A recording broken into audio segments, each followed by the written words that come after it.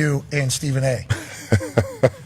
Hey, legit, that feels like a moment that had been brewing for a long time. He's like on a Taylor Swift tour run right now. Oh yeah, we're watching it. Yep. We're all seeing it. Oh yeah, you're seeing it as well. He literally, it started off with, I didn't want to address it.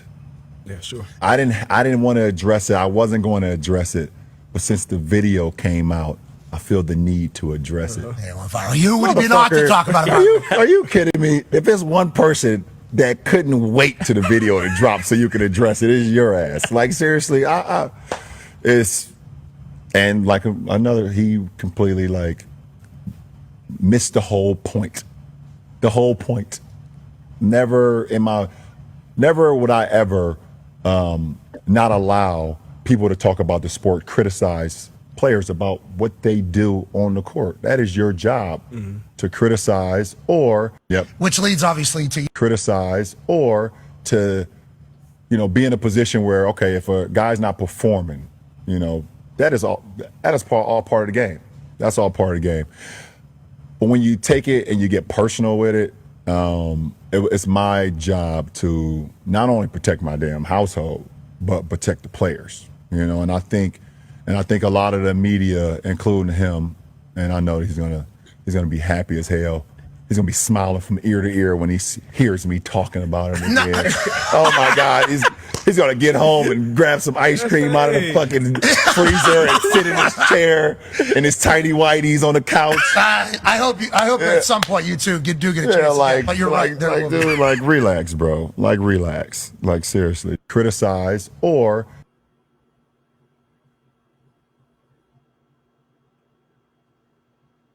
I didn't think that Pat McAfee disrespected me or did me wrong in any way. He did his job, and I got no problems with it.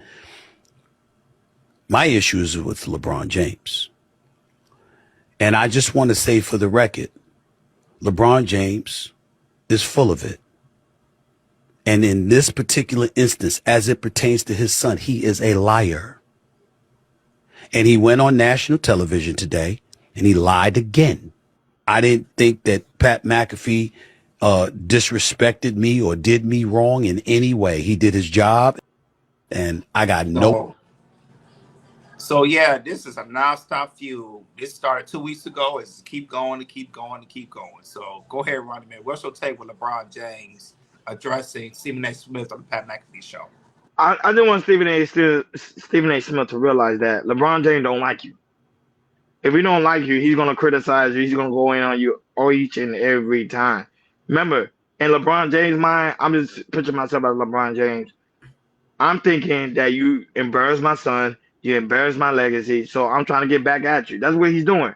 That's why LeBron James right now is going on this emotional tour on Pat McAfee, taking shots at Stephen A. Smith, knowing the fact that he did mention that he's doing his job. That's why I don't understand at all why LeBron James is so uptight about. Stephen A. Smith's job is to do constructive criticism to any player. Now, with the situation when it came to Bonnie James is because the simple fact is he is your son. King James, the legend of pretty much the NBA right now. He is a legend. LeBron James mastered all across the board. He conquered it all. So if your son is underperforming, Stephen A. Smith gonna come in, gonna take this opportunity, gonna criticize your son, whether you like it or not. But at the end of the day, he's doing the job. And I don't know why LeBron James is still emotionally upset about it, but you can tell that he's upset about it. Shout out to the lovely Mimi that's in the building, and also the lovely Bobby Bryant. Go right ahead, Hakeem. I'm gonna agree with you too. I think that this is when I seen him respond on this, I said, okay, yeah, he's a little bit disgruntled. Like a lot of these people are above criticism. They're supposed to criticize you. They're supposed to say the most nastiest things. LeBron listen, Obama and the kids was talked about.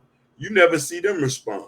You just keep it pushing. But now I can say that you can't handle criticism. And you want to know something? It had to push a button that it affected your wife and everybody where you had to respond and come in here and try to protect. You ain't going to be able to protect them from other criticism. A lot of people really don't think he's good like that. And everybody has their right to. We can't put him above everybody and think like, yeah, this is it. Nah, bro. Anybody can get it. Okay, and I'm about to get real. I might get a little bit controversial on this little topic. So LeBron James, what he likes to do, he likes to create his own narrative of saying like Stephen A. Smith is trying to go against my son and everything, which is not the case. All he was doing is criticizing your son or see how he plays and everything. And LeBron took this on top of way, and that's why he stand up, a couple weeks ago about saying, "Hey, don't stop messing with my son and everything." Now, and the thing is about it, people, he don't have to talk about it. He had to talk about Stephen A. Smith ever since he played basketball. Now, when your son is playing and everything, he getting criticized. He feels some type of way. Like, come on, LeBron. Like, your son is playing with you with the Los Angeles Lakers. Of course, you're gonna get some type of criticism. You LeBron James. You've been getting criticized for the last 20 years. You've been playing basketball. So what's the difference now? I don't get that, LeBron. I really don't. So yeah, man, LeBron, he don't have to say nothing about it. He could have just dropped it. But the thing is, it's like you say more about Stephen A. You keep giving him content, and he can make money off of it. So LeBron James, you kind of helping out Stephen A. about keep you putting his name on his mouth, and you're the billionaire. You don't have to speak his name, but you doing it anyways, and you giving him more content to talk about it, not just on his podcast, but also on First Take as well. And I want to say this too, people. I want to say this too, and I was seeing it for another podcast. He was talking about this, and I don't know y'all noticed this, but LeBron James be going on a lot of these white podcaster shows and get them love. But when it comes to other podcasters, like you go to Gil's Arenas or with All the Smoke with Steven Jackson and Matt Barnes and everything, or with Carmelo Anthony's podcast and everything, you don't see LeBron James, necessarily go to those type of podcasts and talk. You see, I'm just saying, you usually see LeBron James go to a certain amount of a certain podcast and talk. But when it comes to other players that play with them and everything, you don't see that. I wonder why.